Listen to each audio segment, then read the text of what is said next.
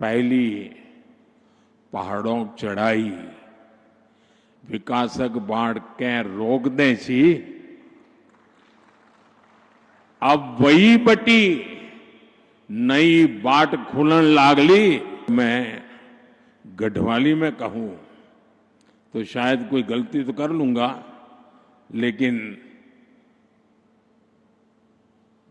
2047 में भारत थे विकसित देशों की लेन में ल्याण खुणी मेरो उत्तराखंड मेरी देवभूमि पूरी तरह से तैयार छिन। साथियों, उत्तराखंड ने 25 वर्षों में विकास की एक लंबी यात्रा तय की है।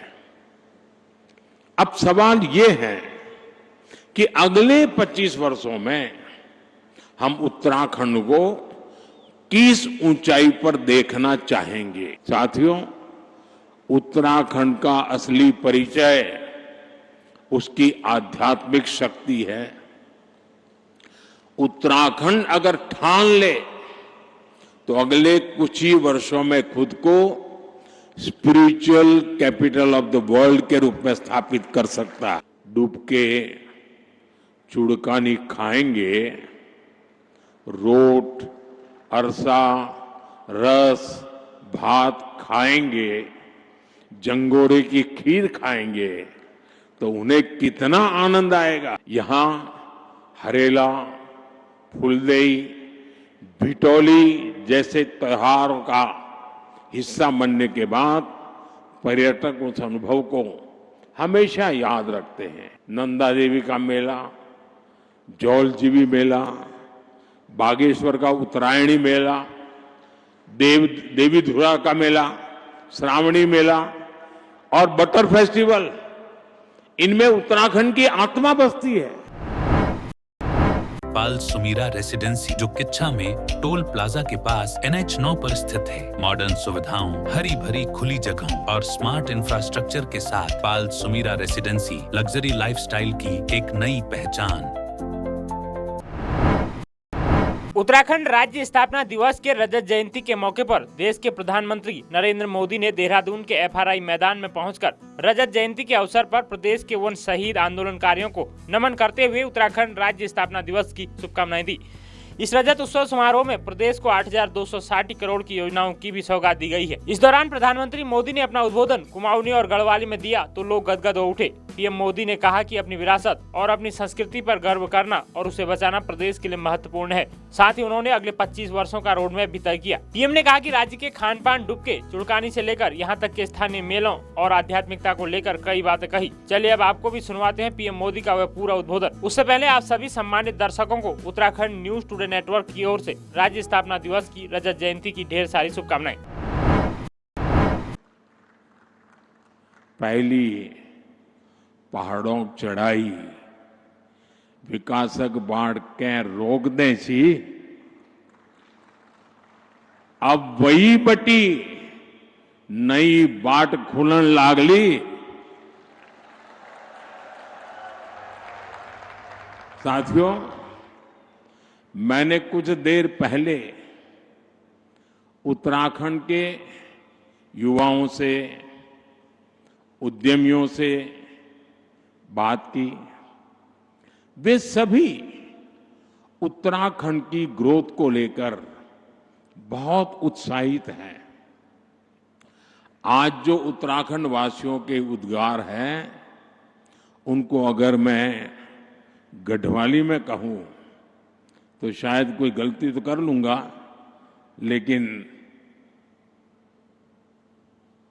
2047 में भारत थे विकसित देशों की लेन में ल्याण खुणी मेरो उत्तराखंड मेरी देवभूमि पूरी तरह से तैयार छिन।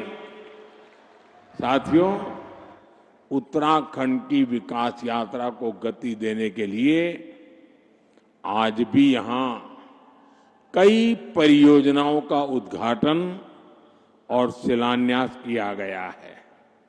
शिक्षा, स्वास्थ्य, पर्यटन और खेल से जुड़े ये प्रोजेक्ट्स यहां रोजगार के नए अवसर तैयार करेंगे। जमरानी और सौंग बांध परियोजनाएं देहरादून और हल्द्वानी शहर की पेयजल की समस्या को दूर करने में महत्वपूर्ण भूमिका निभाएगी। इन सभी स्कीम्स पर 8,000 करोड़ रुपए से ज्यादा खर्च किए जाएंगे। मैं उत्तराखंड वासियों को इन परियोजनाओं की बधाई देता हूं। साथियों, उत्तराखंड सरकार अब सेब और कीवी के किसानों को डिजिटल करेंसी में अनुदान देना शुरू कर रही है। इसमें आधुनिक टेक्नोलॉजी के माध्यम से आर्थिक मदद की पूरी ट्रैकिंग करना संभव हो रहा है। इसके लिए मैं राज्य सरकार, रिजर्व बैंक ऑफ इंडिया समेत सभी स्टेक होल्डर्स की भी प्रशंसा करता हूं। साथियों, देवभूमि उत्तराखंड भारत के आध्यात्मिक जीवन की धड़कन है। गंगोत्री, यमुनोत्री, केदारनाथ, बद्रीनाथ, जागेश्वर, आदि कैलाश, ऐसे अनगिनत तीर्थ हमारी आस्था के प्रतीक है। हर वर्ष लाखों श्रद्धालु इन पवित्र धामों की यात्रा पर आते हैं। उनकी यात्रा भक्ति का मार्ग खोलती है, साथ ही उत्तराखंड की अर्थव्यवस्था में नई ऊर्जा भरती है। साथियों, बेहतर कनेक्टिविटी का उत्तराखंड के विकास से गहरा नाता है। इसलिए आज राज्य में 2 लाख करोड़ रुपए से अधिक की परियोजनाओं पर काम चल रहा है। ऋषिकेश कर्णप्रयाग रेल परियोजना प्रगति पर है। दिल्ली देहरादून एक्सप्रेसवे अब लगभग तैयार है। गौरीकुंड, केदारनाथ और गोविंदघाट हेमकुंड साहब रोपवे का शिलान्यास हो चुका है।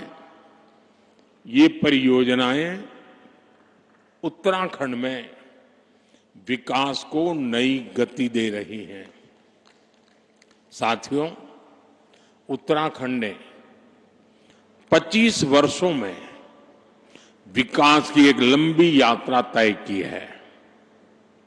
अब सवाल ये है कि अगले 25 वर्षों में हम उत्तराखंड को किस ऊंचाई पर देखना चाहेंगे। आपने वो कहावत जरूर सुनी होगी, जहां चाह वहां राह। इसलिए जब हमें ये पता होगा कि हमारा लक्ष्य क्या है, तो वहां पहुंचने का रोड मैप भी उतनी ही तेजी से बनेगा। और अपने लक्ष्यों पर चर्चा के लिए 9 नवंबर से बेहतर दिन और क्या होगा। साथियों, उत्तराखंड का असली परिचय उसकी आध्यात्मिक शक्ति है।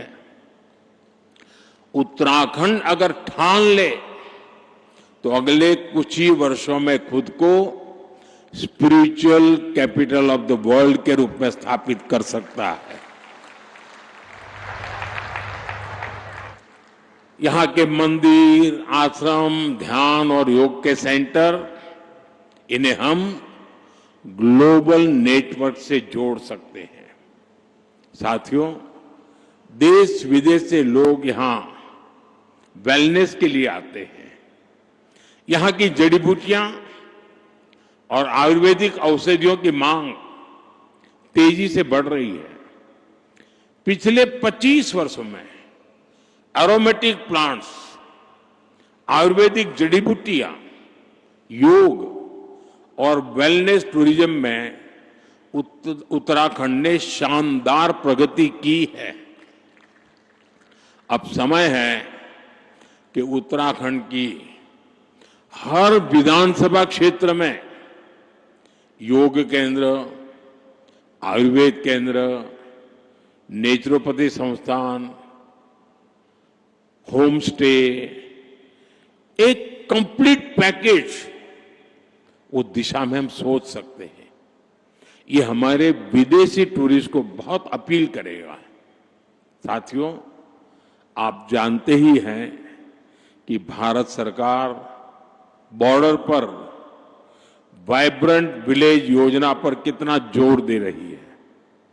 मैं चाहता हूं कि उत्तराखंड का हर वाइब्रेंट विलेज खुद में एक छोटा पर्यटन केंद्र बने, वहां होम स्टे बने, स्थानीय भोजन और संस्कृति को बढ़ावा मिले।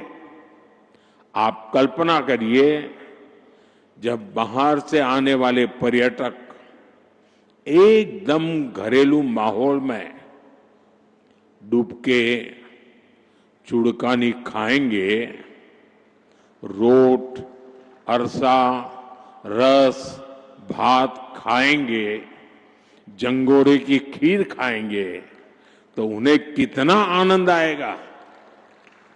यही आनंद उन्हें दूसरी बार, तीसरी बार उत्तराखंड वापस लेकर आएगा। साथियों, अब हमें उत्तराखंड में छुपी हुई संभावनाओं के विस्तार पर फोकस करने की आवश्यकता है। यहां हरेला, फुलदेई, भिटौली जैसे त्योहारों का हिस्सा बनने के बाद पर्यटक उस अनुभव को हमेशा याद रखते हैं। यहां के मेले भी उतने ही जीवंत हैं। नंदा देवी का मेला, जौलजीबी मेला, बागेश्वर का उत्तरायणी मेला, देवी धुरा का मेला, श्रावणी मेला और बटर फेस्टिवल, इनमें उत्तराखंड की आत्मा बसती है। यहां के स्थानीय मेलों और पर्वों को वर्ल्ड मैप पर लाने के लिए वन डिस्ट्रिक्ट वन फेस्टिवल अर्थात एक जिला एक मेला जैसा कोई अभियान चलाया जा सकता है।